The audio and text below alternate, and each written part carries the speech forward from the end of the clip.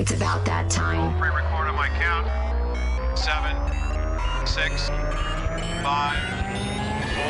Here we go. Roger. And on Insights, two eyes in the middle. INSiiGHTS, where we always talk the talk.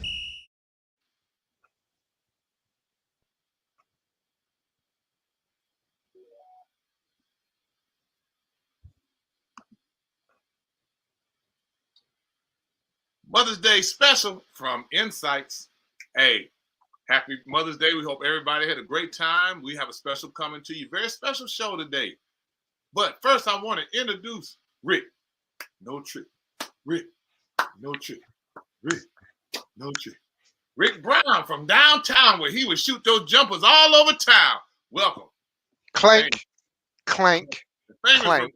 Rick Brown. Clank, clank, clank. That's why I averaged 7 assists because I was usually only averaging 3.5 points a game.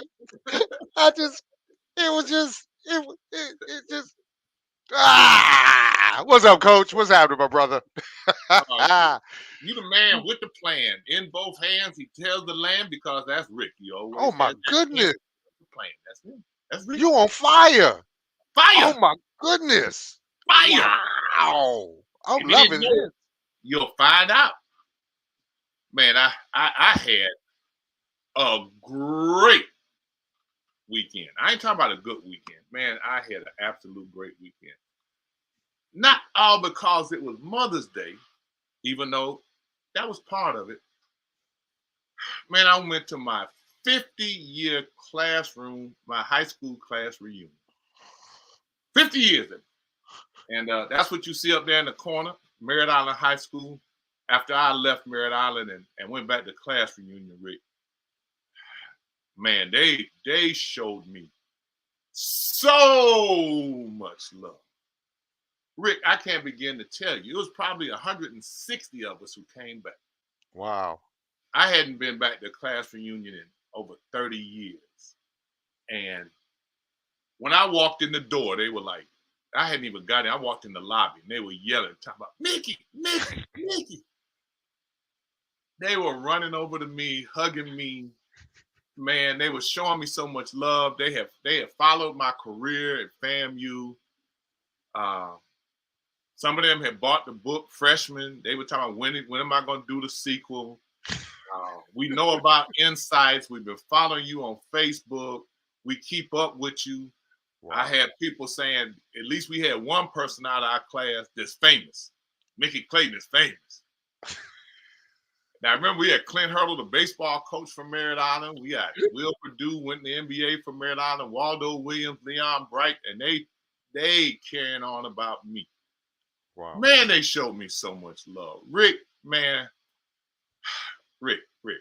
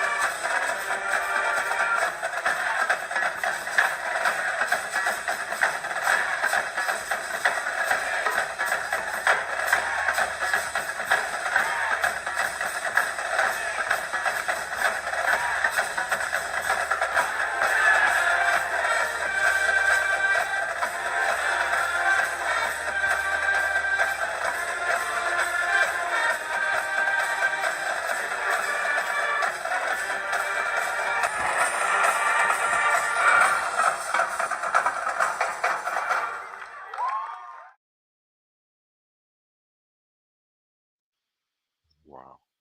It was special to me, Rick. Wow. It was special to me. I mean, to notice that all these years later, so many of them still kept up with me, showed me so much love, so much support, following insights, meeting with me, talking about sons and grandsons and granddaughters that they're gonna put me in touch with about doing some sponsorship things with insights, and just all excited about us going to Roku. Some of them had heard it before I didn't even say anything. And they just then they cornered my wife talking about, yeah, I met all your ex high school girlfriends. I said, now you ain't my ex high school girlfriends. I ain't know nothing about that. But man, it was Rick. I left there. I left there so juiced and charged, um, just to get that kind of support and love. There hadn't been many times in my career that I've received something like that. One other time when we played Duke, and I was voted Chevrolet Player of the Game, and Dr. Humphreys acknowledged me at the faculty breakfast and had me come up in front of the faculty and talk about the $1,000 scholarship in my name that went to the General Scholarship Fund. And the entire FAMU faculty and staff stood up for me and clapped for me. Wow. That was a very, very special moment in my life. And going back to 50-year class reunion, they kind of neck and neck. And in fact, that might be right there with what Dr. Humphrey did. You get so much negative, that you don't, you get to the point you don't let that negative really get to you, but it was special to get it, and I really, really appreciate it. That's why you see him up there representing in the corner, Merritt Island, you see the Rattlers, and you see Kappa. They gave me a lot of love at that event, man.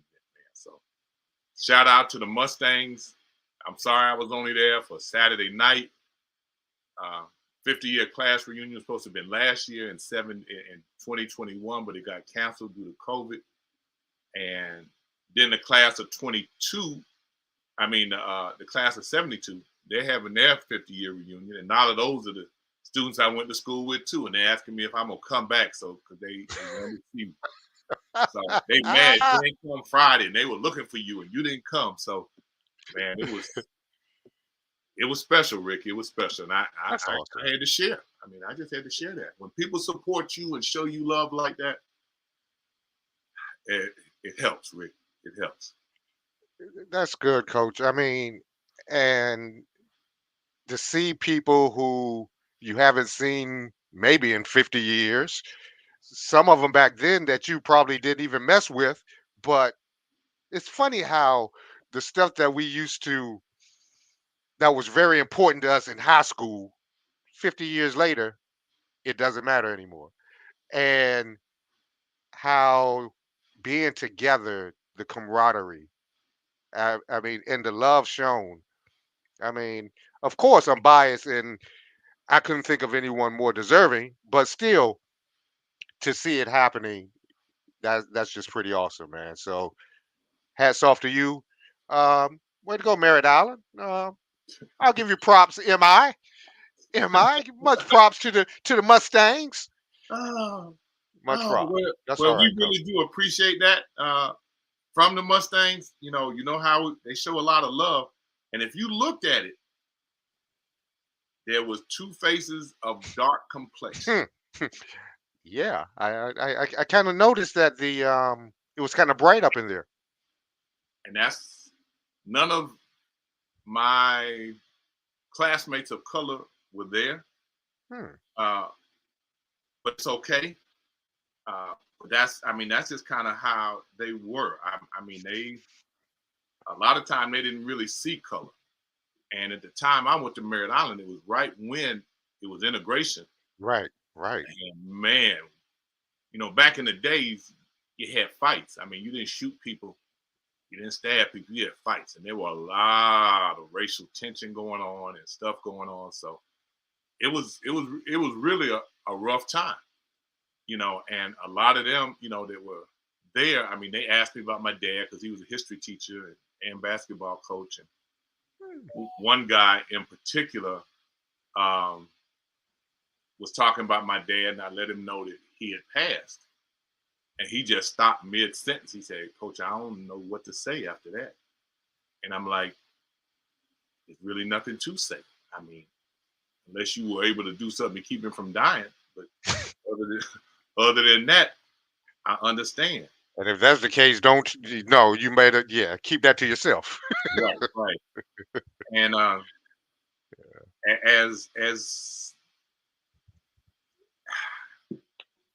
as we know, I want everybody to know that Arthur Richard Brown, Rick the Reporter's dad, passed last Friday, May 6th. Condolences to my brother Rick. We've kept him in our prayers. You know, it's a lot of things you go through in life that people tell you they understand, but they don't really understand unless they've experienced. If somebody loses a child, I can only empathize. I can't tell them that I know how that is because I've never done that. But I've lost my mom and I've lost my dad. And this is not about me, but it's about my brother Rick. And I need y'all to show him some love, keep him in your prayers. I've been there. I know what it's like, my brother. And if there's anything that we can do, I appreciate you. And if there's anything we can do, let us know. I appreciate that, Coach, and INSiiGHTS family. Thank you. The thing is, if you would have met my pops, you would have met a kindred spirit, because like you, he was very high strung, and he was definitely straight no chaser. If you funked up, he'll tell you funked up. If you did good, he'll tap you on the back and say, okay, let's keep going. I expected it, but let's keep going. Not perfect. I mean, who is human? But as he matured and got older, the respect that he gained for life and passing it on. History major at Norfolk State and carried that on. And while I'm going to miss him, I am so blessed to have had him for 53 plus years. And hey, as he would say, all right, enough of that. Let's get on with the show. Let's go, all right? and that's my pops, because he wasn't into the self gratification and all of that. He just wanted everybody else to be happy, and everybody else to succeed and do well. And so he said, enough about me. Let's just move on. That would be him. I hear him now looking at me and just shaking his head. And I'm like, nah, pops, not yet. Not yet. So it's all good. I appreciate you. Thank you, Sports Diva. Thank you very much. Yeah, Sports Diva with Rick, thoughts and prayers to you and your family. And on that end, we have a Mother's Day special. Yes. My mom's, and it was actually the thought of our executive producer, Sharon B. And I told her that since this is your idea, you need to do the show. And she almost fainted. Ah! And she's very conveniently keeps texting me that she doesn't have the link, but she has the link to come on, but she's trying not to come on. But it's actually her show, her first show that she put together. And we wanted to recognize the moms and the student athletes that they raised. So we're very excited about that show. And it's a different kind of show. And acknowledging the support that we receive from these mothers, but even more than that, the support that they give to their children and what they've done and the special relationships that they have with, especially with themselves. Good morning. Hi, I do apologize for our tardiness. No, it's all on me, because I'm always the one behind the scenes, and Coach Clayton has got me in front of the scenes today. Okay. It's all on me. Okay. Well, welcome to the show. Thank you. How is everyone doing? Doing good. well. That's great.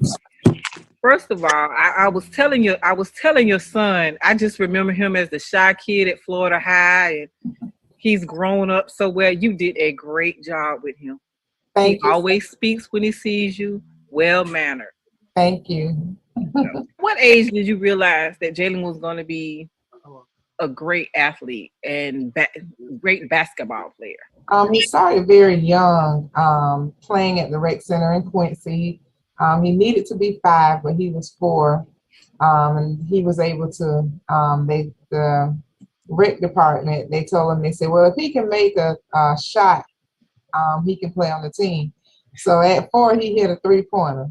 Okay. And they grabbed the ball and they said he can play. But when I really knew his talents, he was at Crossroad Middle School, 8th grade, and they recruited him to start playing on the varsity team. Wow. He would be the go-to guy, even with the older players. I think that year he played on the B team, he played on JV, and he played on varsity. So around about 8th grade, you could see the special talents in him. Okay. So Jalen, I heard that your mother was a very, very good basketball player, and I'm assuming that you got your talents from her. Yes, ma'am. Okay. Yeah, because Coach Clayton said, she'd throw an elbow, do whatever she had to do. She'd get a little mean with it, but she could throw it. Did you play any other sports? Growing up, I kind of played like flag football and t-ball, but like as I got to like middle school, like I just like realized that like none of those sports were for me, so I just stuck with basketball. Okay. I feel like she just did like all the little things that like people don't see, like just like supporting me, always like having like conversations, like encouraging me, like every morning and night, just like telling me I can do it. Like growing up, she always like took me to camps, like even if they were like out of the state, she just took me everywhere. Took me to all my AAU games and tournaments. She did like all the small stuff that like people really don't realize, like when it comes down to it. Mom, what has been your biggest obstacle with making sure Jalen was successful? Just the times that he would play and it was too far away for me to go there and support him in person. I'm an educator. I always make sure that he did his academics. He's an A student. So I think that because he couldn't play if the grades weren't right. So they've always been right. Good. But I think just not being able to get to some of his later tournaments and things like that. But I always encourage him. I tell him my hashtag for him is chosen. I realize that, a lot of people can play, but with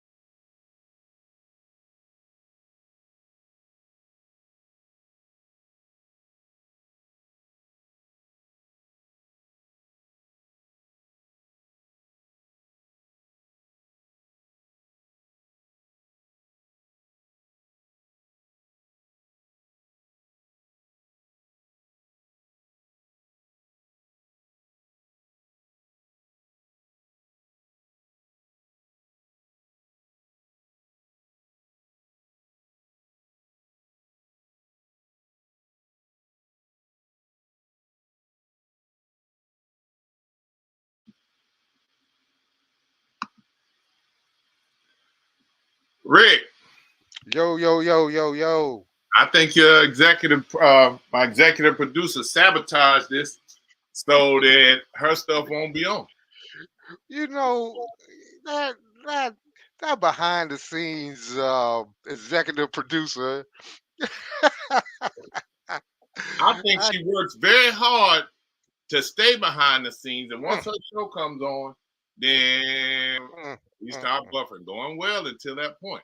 You know that. Again, executive producer. You know she did. You know she has a little button back there. Hey, Rick, exactly right. Exactly right. Let me talk about something I wasn't really gonna touch on much, but let me ask you about this, Rick. Well, let me make a comment. All the craziness is going on at our university and the athletic department and all that stuff. What I'm going to say is that right now we're going through transition. And all of this craziness that's going on and back and forth, I've kind of been on both sides. I've been on the side where people say you did stuff that you